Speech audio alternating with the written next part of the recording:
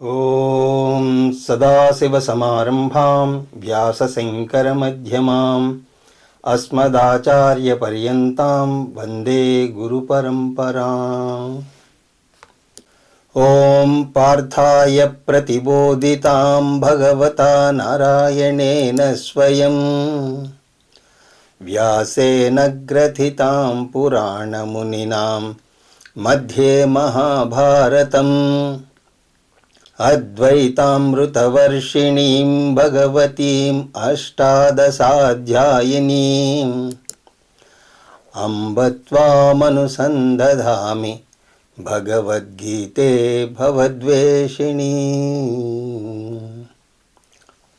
యం బ్రహ్మా వరుణేంద్రరుద్రమరుతస్తున్వంతి దివ్యైస్తవైః వేదైః సాంగపదక్రమోపనిషదైః గాయంతి యం సామగా ధ్యానావస్థితతద్గతేన మనసా పశ్యంతి యం యోగినః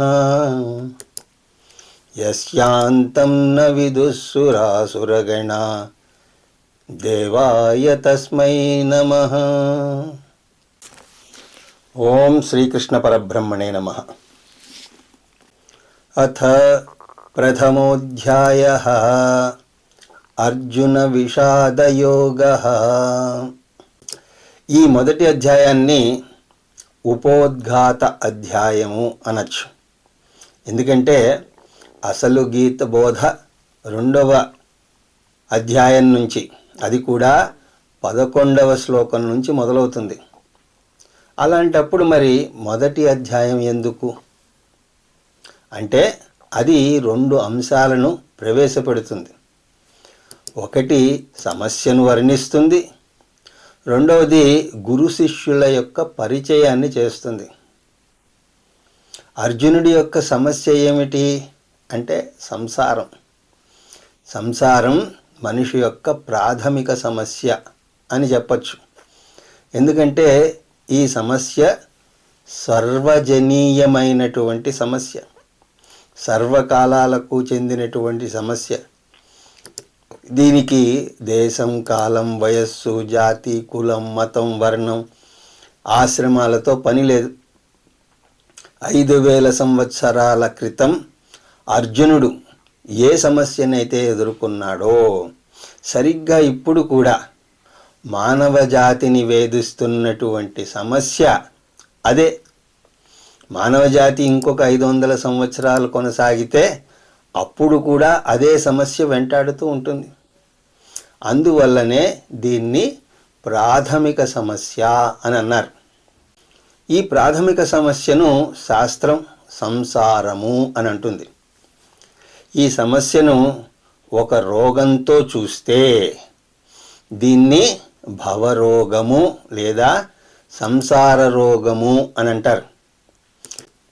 సంసార రోగం యొక్క విశ్లేషణ ఈ మొదటి అధ్యాయంలో మనం చూస్తాం.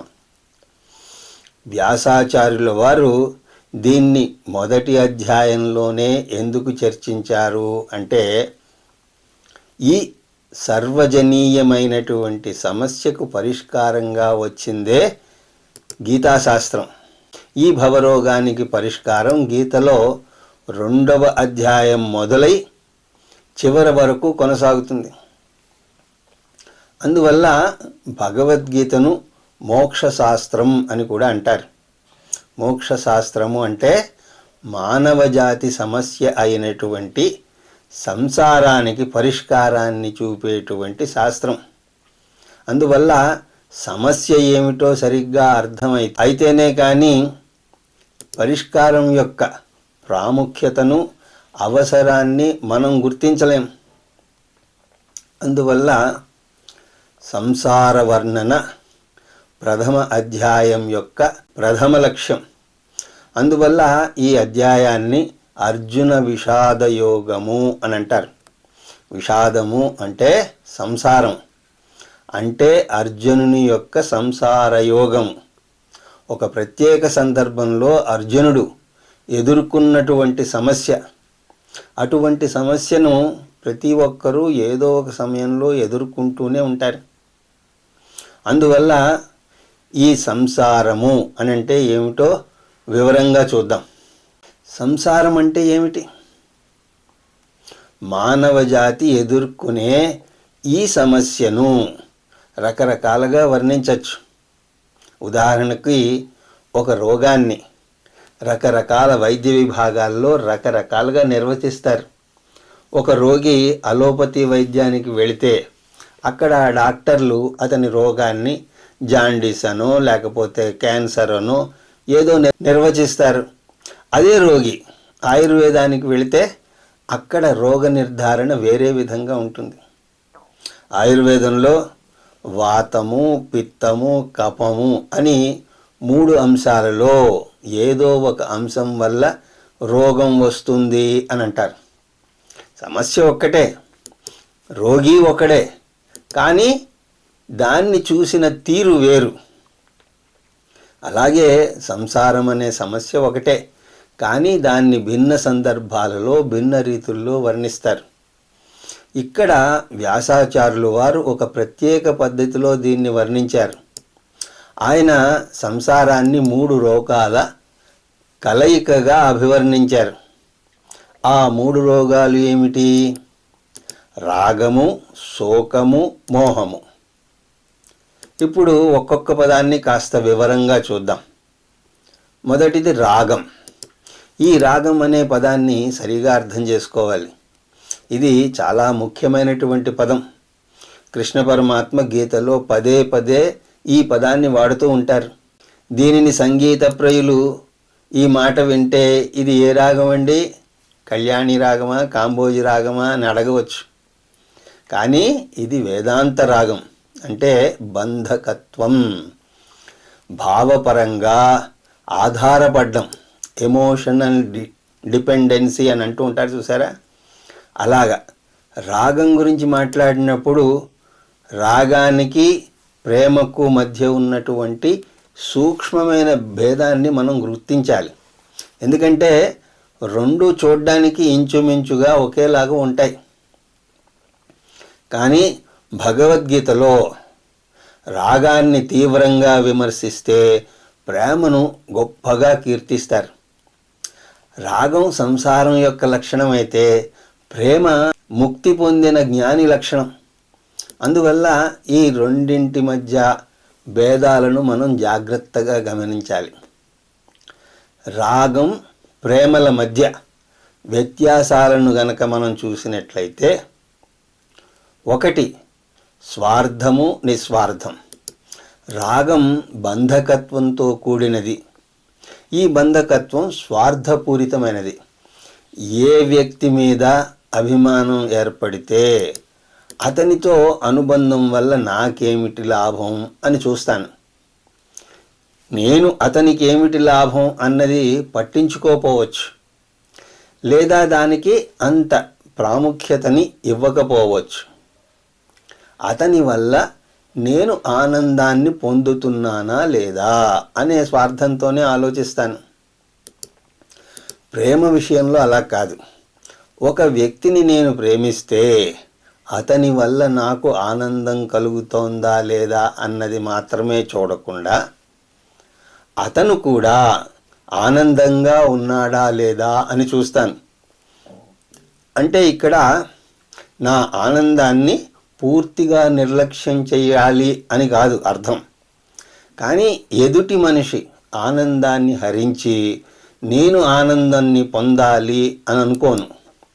ఒక్క ముక్కలో చెప్పాలి అంటే రాగం స్వార్థపూరితమైనది, ప్రేమ నిస్వార్థమైనది. రెండవది ఇవ్వడం, పుచ్చుకోవడం. ఇది మొదటి లక్షణం అయినటువంటి రాగం వల్ల ఏర్పడుతుంది. రాగంలో నా ఆనందాన్ని నేను చూసుకుంటాను అంతే. అంటే అర్థం ఏమిటి? ఎంతసేపు నేను ఏం పొందుతాను అన్నదే ఆలోచిస్తాను. కానీ ప్రేమ నిస్వార్థమైనది కాబట్టి ఇవ్వటానికి, ఇంకా అవసరమైతే త్యాగం చేయడానికి ప్రయత్నిస్తాను. ఒక్క ముక్కలో చెప్పాలి అంటే రాగం తీసుకోవాలని చూస్తే ప్రేమ ఇవ్వాలి అని చూస్తుంది. మూడవది షరతులతో కూడినది, బేషరతుగా ఉండేది. ఎప్పుడైతే ఒక అనుబంధంలో స్వార్థం నేను చూసుకుంటానో అప్పుడు ఆ అనుబంధం షరతులతో కూడినది అవుతుంది. నాకు ఆనందం కలుగుతున్నంతసేపే నేను ఆ ఆనందాన్ని కొనసాగిస్తాను. నాకు ఏ క్షణమైతే బాధ కలుగుతుందో ఆ క్షణమే చెయ్యి కాలితే కాఫీ గ్లాసు కింద పడేసినట్టుగా ఆ అనుబంధాన్ని వదులుకుంటాను. ప్రేమకు ఆశించటం లేదు, షరతులు లేవు. ఎదుట వ్యక్తి నాకు తగ్గట్టుగా ఉన్నా లేకపోయినా సరే ప్రేమిస్తాను. ఒక ముక్కలో చెప్పాలి అంటే రాగం షరతులతో కూడినది అయితే ప్రేమ బేషరతుగా ఉంటుంది. ఇక నాలుగవది బలహీనమైన మనస్సు, బలమైన మనస్సు. రాగం బలహీనమైనటువంటి మనస్సులోంచి పుడుతుంది. మనస్సు శూన్యంగా నాకు అనిపిస్తే ఆనందంగా ఉండదు. అప్పుడు ఆనందం కోసం నేను బాహ్యంగా పరుగులు తీస్తాను, ఎవరి మీదో ఆధారపడతాను ఆ ఆనందం కోసం. కానీ ప్రేమలో నా మనస్సు నిండుగా ఉంటుంది. నాలోనే కొండంత ప్రేమ ఉంటే చిటికెడు ప్రేమ కోసం నేను ఎక్కడికి పరుగులు తీయని అవసరం లేదు కదా. ప్రేమను కోరే బదులు నేనే ప్రేమను పంచగలను.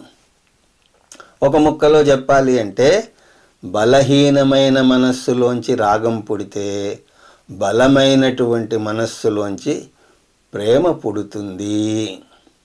ఇక ఐదవది అధార్మికం, ధార్మికం.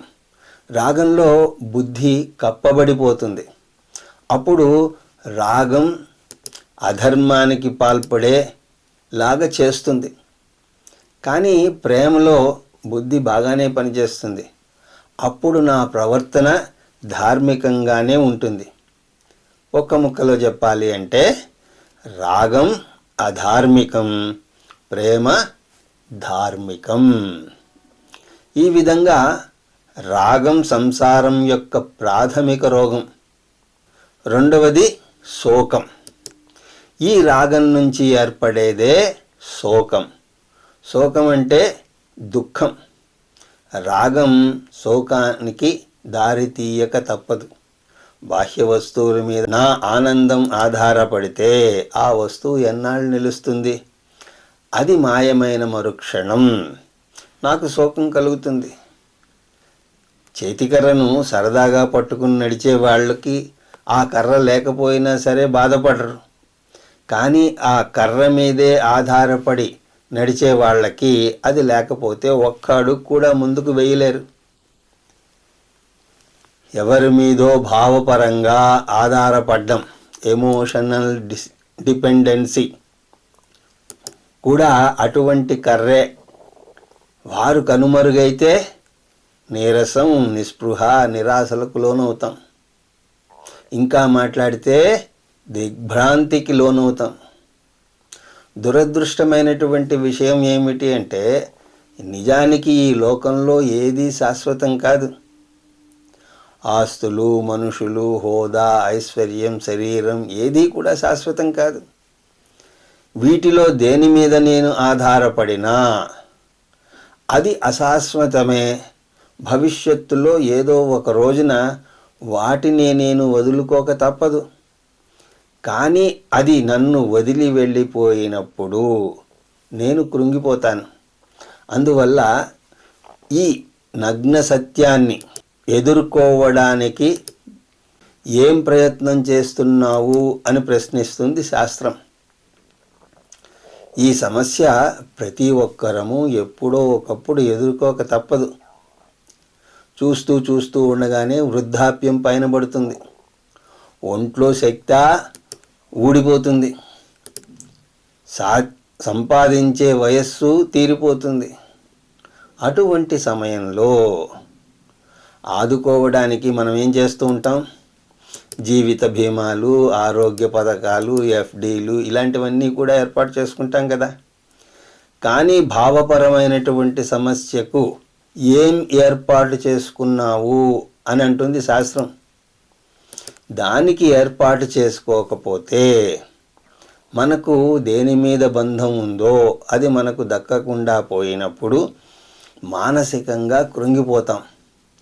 ఈ మానసికంగా కృంగిపోవటాన్నే శోకము అని అంటారు. అయితే సమస్య వచ్చినప్పుడు ఏదో నేను ఏర్పాటు చేసుకోవడం అన్నది కుదరదంటుంది భగవద్గీత. వృద్ధాప్యంలో ఆర్థిక భద్రత కోసం మీరు ఎప్పుడు ఏర్పాట్లు చేసుకుంటారు? వృద్ధాప్యం పైబడక ముందే కదా. అలాగే మనం కోరుకున్న వస్తువు మనకు దూరమైనప్పుడు అది తట్టుకోలేం. అది మన దగ్గర ఉండగానే మనం దాన్ని అనుభవిస్తున్నప్పుడే ఆ ఎడబాటుకు సంసిద్ధమై ఉండాలి. దీన్నే ముందు చూపు అని అంటారు. యావత్ స్వస్థమిదం శరీరమరుజం యావచ్చ దూరే జరా యావచ్చేంద్రియ శక్తిరప్రతిహత యావత్కయోనాయుషః ఆత్మే శ్రేయసి తావదేన విదుషా కార్యప్రయత్నం మహాన్ సందీప్తే భవనేతు కూపఖననం ప్రత్యుద్యమ కేదృశః అంటూ భర్తృహరి వైరాగ్య శతకంలో చాలా చక్కగా చెప్తాడు.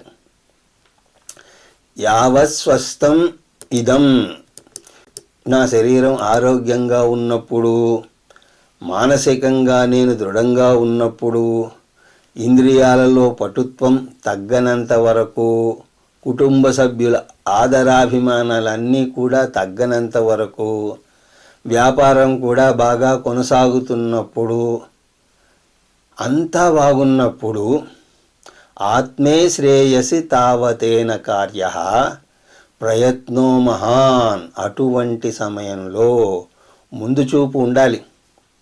సమస్య ముంచెత్తినప్పుడు దాన్ని పరిష్కారాన్ని కనుగొనడం ఇంటికి నిప్పంటుకున్నప్పుడు బావి తవ్వడంలాగా ఉంటుంది. అందువల్ల రెండవ భవరోగం శోకం, రాగం వల్ల ఏర్పడిన శోకం. ఇక మూడవది మోహం. రాగము శోకము ఉన్నప్పుడు బుద్ధి సరిగా పనిచేయదు. బుద్ధిని రాగశోకాలనే మేఘాలు కప్పేశాయి. మబ్బుతో కమ్మినటువంటి బుద్ధి సరి అయిన నిర్ణయాలు తీసుకోలేదు. తప్పుడు నిర్ణయాలు కూడా సబబుగాను, సరి అయిన నిర్ణయాలు తప్పుగాను అనిపిస్తాయి. ధర్మం అధర్మంగాను, అధర్మం ధర్మంగాను కనిపిస్తుంది. ఈ భ్రాంతినే మోహము అని అంటారు. ఇది ఒక విషవలయంలాగా అవుతుంది.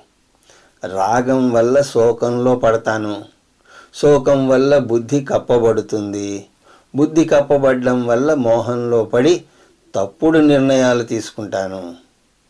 మోహం వల్ల మళ్ళీ రాగం, మళ్ళీ శోకం తప్పదు. నిజానికి బంధకత్వం పోదు. బంధకత్వం నుంచి విముక్తి పొందటానికి ప్రయత్నించే బదులు ఒక బంధం నుంచి ఇంకొక బంధంలో పడతాను. అది ఎలాంటిదంటే సిగరెట్ మానేయడం కోసం గుట్కా అలవాటు చేసుకున్నట్టు అలా ఉంటుంది. సమస్య ఏమీ పోలేదు. ఒక రోగం నుంచి ఇంకొక రోగానికి మారాను అంతే. ఇది మొదటి అధ్యాయం యొక్క మొదటి అంశం. ఇలాగా రాగ శోక మోహాలు అనేటువంటి వృత్తంలో పడి తిరగటమే సంసారము. దీని నుంచి బయటపడి విముక్తి పొందడమే మోక్షం. అదే గీతాసారం. అయితే శారీరకంగా ముక్తి కాదండి. శారీరక ముక్తి ఎవ్వరూ పొందలేరు. మానసిక విముక్తి పొందాలి. దీన్నే మోక్షము అని అంటారు. ఆ విధంగా సమస్య ఏమిటో ఇప్పుడు మనం చూసాం. ఇప్పుడు గురు శిష్యుల్ని పరిచయం చేయాలి. గురు శిష్యుల్ని ఎందుకు పరిచయం చేయాలి? ఎందుకంటే మన ఉపనిషత్తుల్లో జరిగే ఆత్మజ్ఞాన బోధ అంతా కూడా గురు శిష్యుల సంవాద రూపంలోనే సాగుతుంది. దీని యొక్క ముఖ్య ఉద్దేశం ఆత్మజ్ఞానాన్ని గురువు ద్వారానే పొందాలి తప్ప స్వంతంగా నేర్చుకోవడానికి లేదు. అలా ప్రయత్నించకూడదు కూడా.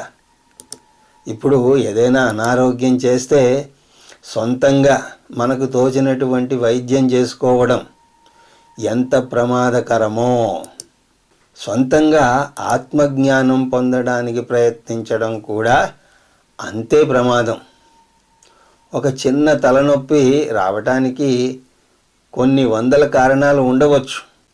కానీ సమస్య ఏమిటో తెలియకుండా మందు ఎలా వేసుకుంటాం? అలాగే ఆత్మజ్ఞానం సొంతంగా పొందడానికి ప్రయత్నిస్తే అది సరిగా అర్థం కాకపోవచ్చు.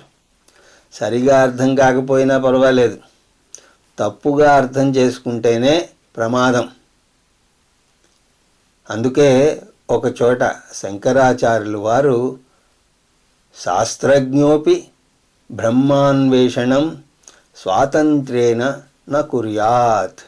ఎన్ని శాస్త్రాలు తెలిసినా సరే స్వతంత్రించి ఎవ్వరూ కూడా బ్రహ్మాన్వేషణ అంటే ఆత్మజ్ఞానాన్ని సొంతంగా తెలుసుకునే ప్రయత్నం చేయకూడదు అని అంటారు. దానిని గురుముఖత నేర్చుకోవాలి అని అంటారు. అందువల్ల గురువు యొక్క ప్రాముఖ్యతను చెప్తుంది శాస్త్రం. ఆ సందర్భంలో గురువు యొక్క అర్హతను, శిష్యుని యొక్క అర్హతను కూడా వర్ణిస్తుంది.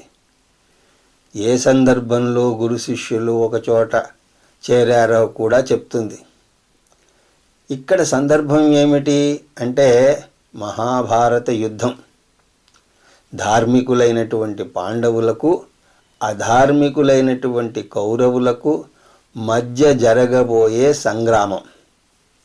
కౌరవులు అధర్మ మార్గంలో వెళుతున్నారని తెలిసినా కూడా, వారెన్నో అక్రమాలు చేసినా పాండవులు వెంటనే యుద్ధానికి దిగలేదు.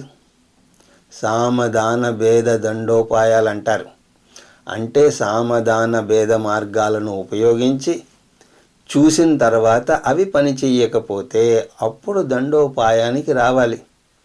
పాండవులు అదే చేశారు. అహింసా పరమో ధర్మ అంటుంది మన శాస్త్రం.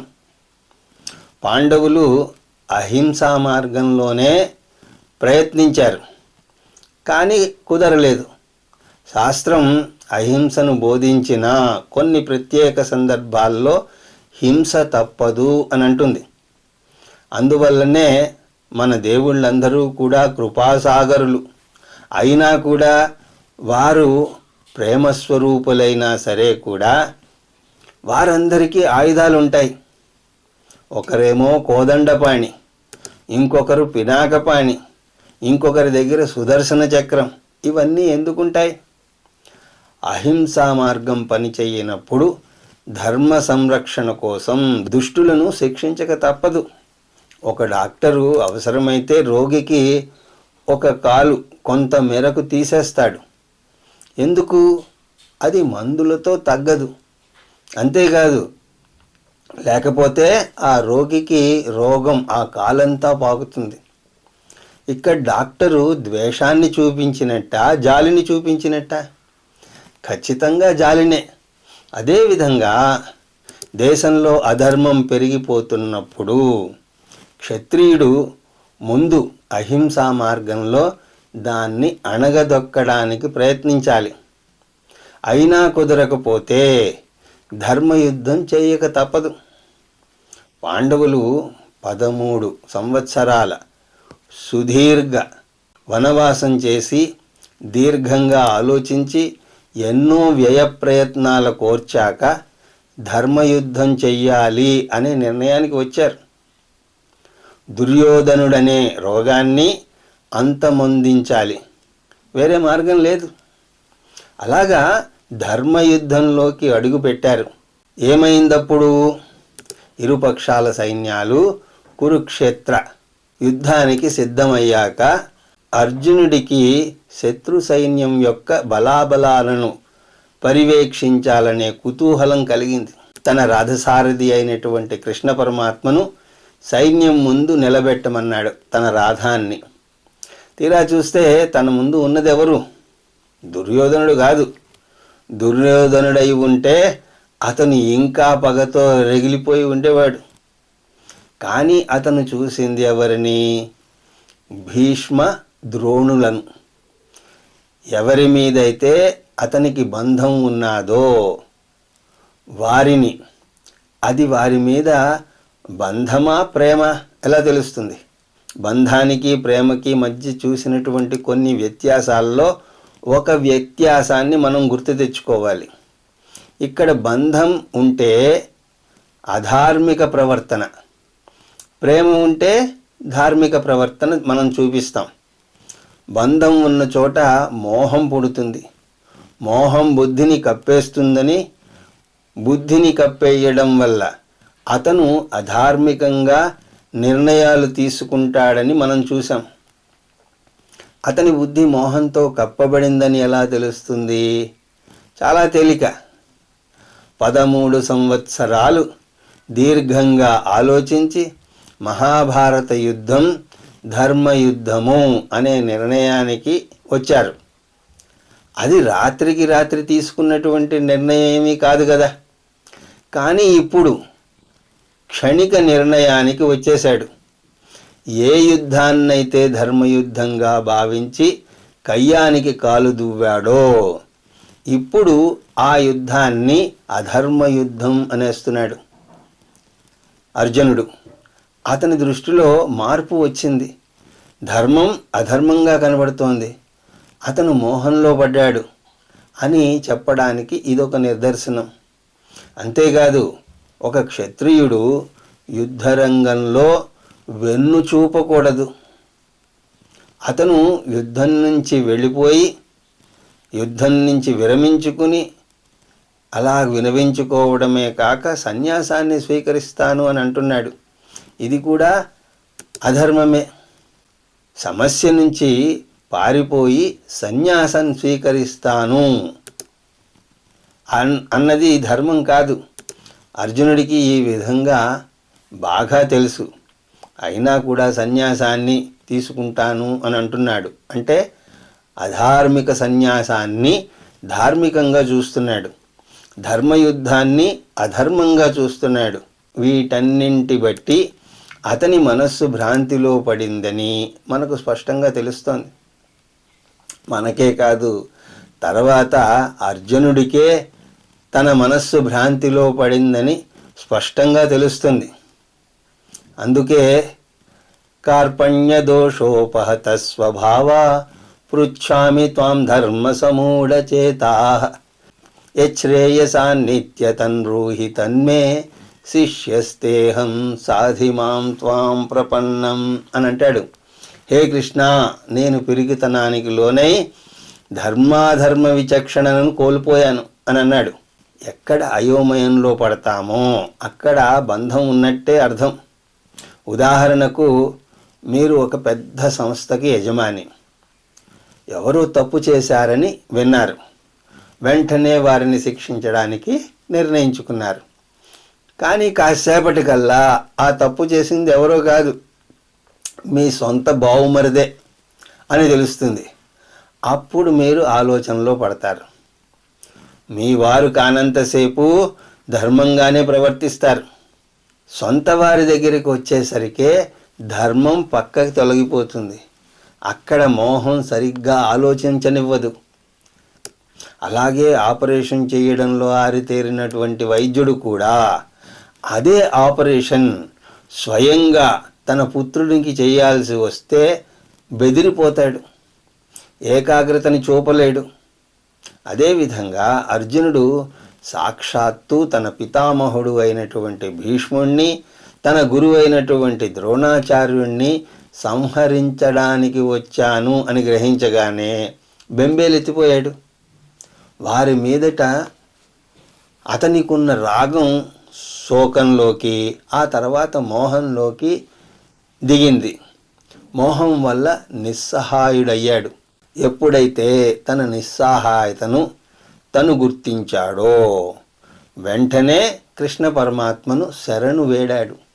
దీన్ని బట్టి శిష్యుని యొక్క అర్హత ఏమిటో తెలుస్తోంది. శిష్యుడికి తన సమస్య ఏమిటో తెలియాలి. సమస్య అర్థం కాకపోతే పరిష్కారాన్ని సరిగా అర్థం చేసుకోలేడు. మరి గురువు అర్హత ఏమిటి అంటే గురువుకి ఆ సమస్య ఉండకూడదు. అంతేకాదు ఆ సమస్యకు పరిష్కారం కూడా తెలిసి ఉండాలి. ఆ విధంగా అర్జునుడికి తను మోహంలో పడ్డానని తెలుసు. కృష్ణ పరమాత్మకు ఆ మోహం లేకపోగా దానికి పరిష్కారమైనటువంటి మోక్ష మార్గం కూడా తెలుసు. ఆ విధంగా అర్హతలు ఉన్నటువంటి గురు శిష్యులు ఒక చోట చేరితే ఆధ్యాత్మిక బోధ జరగడానికి పరిస్థితులు అనువుగా ఉంటాయి. అసలు బోధ 2వ అధ్యాయంలో 11వ శ్లోకం నుంచి మొదలవుతుంది అని చూసాం. ఇక్కడ 1 నుంచి 19 దాకా ఇవన్నీ కూడా సందర్భ శ్లోకాలు. మొదటి అధ్యాయం అర్జునుడి యొక్క సమస్యను వర్ణిస్తుంది, గురు శిష్యుల్ని పరిచయం చేస్తుంది అని చూసాం కదా. ఈ నేపథ్యంలో ఈ శ్లోకాలను మనం చూద్దాం. ధృతరాష్ట్రోవాచ ధర్మక్షేత్రే కురుక్షేత్రే సమవేతాయుయుత్సవః మామకాః పాండవాశ్చైవ కిమకుర్వత సంజయ. ఈ శ్లోకంలో వ్యాసాచార్యులు యుద్ధరంగాన్ని వివరిస్తున్నారు. 2 సైన్యాలు యుద్ధరంగంలో నిలిచి ఉన్నాయి. దుర్యోధనుని సైన్యం ఎక్కువ సంఖ్యలో ఉండడమే కాక శక్తివంతమైనది కూడా. అందులో అనేక అతిరథ మహారథులు ఉన్నారు. పాండవ సైన్యం బలంలోనూ సంఖ్యలో కూడా తక్కువే. కానీ వారి బలం కైవర్తకః కేశవః. వారిని ఈ రణనది నుంచి ఖచ్చితంగా దాటింపగల గొప్ప నైపుణ్యం ఉన్నటువంటి కేశవుడు వారి వైపు ఉన్నాడు. ఈ సన్నివేశాన్ని మొత్తాన్ని ఒక సినిమాలో సన్నివేశంగా భావిస్తే ఇక్కడ వ్యాసాచార్యుల వారు తన కెమెరాతో రాజమహల్లోని సన్నివేశాన్ని మనకు చూపిస్తున్నారు. కెమెరాని రాజమహల్ అయినటువంటి శీష్ మహల్లో చూపిస్తున్నారు. ధృతరాష్ట్రోవాచ, ధృతరాష్ట్రుడు అడుగుతున్నాడు. ఎవరిని అడుగుతున్నాడు? సంజయుణ్ణి. ధృతరాష్ట్రుడు కౌరవులకు తండ్రి అని, అతను గుడ్డివాడని మనకి తెలుసు. కానీ అతని గుడ్డితనం అతని అవివేకానికి చిహ్నం. కౌరవులు అధర్మంగా ప్రవర్తిస్తున్నారని తెలిసి కూడా వారి మీద ఉన్నటువంటి రాగం కొద్దీ వారి అరాచకాలను అరికెట్టే ప్రయత్నం చేయలేదు. అతనికి ధర్మాధర్మాలు స్వయంగా తెలియకపోయినా సరే వాటిని విడమరచి చెప్పేటువంటి విదురుడు పక్కనే ఉన్నాడు. అందువల్ల అన్నీ తెలిసి మరీ ధర్మాన్ని అతిక్రమించాడు. అతని ఆంతర అంధత్వాన్ని బాహ్యంగా సూచింపబడింది. అతను గుడ్డివాడైనా వ్యాసాచార్యుని కృప వల్ల యుద్ధరంగంలో జరుగుతున్న విషయాలు ఎప్పటికప్పుడు తెలుసుకోగలుగుతాడు. సంజయుడికి శ్రీకృష్ణ పరమాత్మ ప్రత్యేకమైనటువంటి చూపుని ఇచ్చాడు. దాన్ని దివ్య దర్శనము అని అంటారు. సంజయునికి యుద్ధభూమిలో జరిగే విషయాలు ఈ దివ్య దర్శనం వల్ల కనబడతాయి. అందువల్ల ధృతరాష్ట్రుడు అడుగుతున్నాడు, సంజయ కిం అకుర్వతః, హే సంజయ వీరిరువురు ఏం చేస్తున్నారు? ఏ ఇరువురు? మామకాః పాండవాశ్చైవ, నా కుమారులు పాండవపుత్రులు. కౌరవులు పాండవులు మాత్రమే కాదు, అనేక దేశాలకు చెందినటువంటి రాజులు కూడా ఇరుపక్షాల్లోనూ చేరారు. వారంతా కూడా ఎక్కడ ఉన్నారు? ధర్మక్షేత్రే కురుక్షేత్రే, కురుక్షేత్రంలో, ధర్మక్షేత్రమైనటువంటి కురుక్షేత్రంలో యుద్ధ సన్నద్ధులై ఉన్నారు. కురుక్షేత్రం ధర్మక్షేత్రం, ధర్మానికి నెలవు. సమవేత, ఆ ధర్మక్షేత్రంలో ఉన్నవారంతా ఎందుకున్నారు? యుయుత్సువ, యుద్ధం చేయడానికి చేరారు. ఆ సమయంలో ఏం జరిగింది అని అడిగినప్పుడు సంజయుడు ఇరుపక్షాల సైన్యాన్ని వివరిస్తున్నాడు. ఇప్పుడు కెమెరా రాజమహల్ నుంచి యుద్ధరంగం వైపుకు తిరిగింది. ఆ యుద్ధరంగం వైపుకు తిరిగినటువంటి కెమెరాలోంచి వేదవ్యాసుల వారు మనకు దేనిని చూపించబోతున్నారు అన్నది తర్వాత తరగతిలో దర్శించే ప్రయత్నం చేద్దాం అని తెలియజేసుకుంటూ హరి ఓం తత్సత్.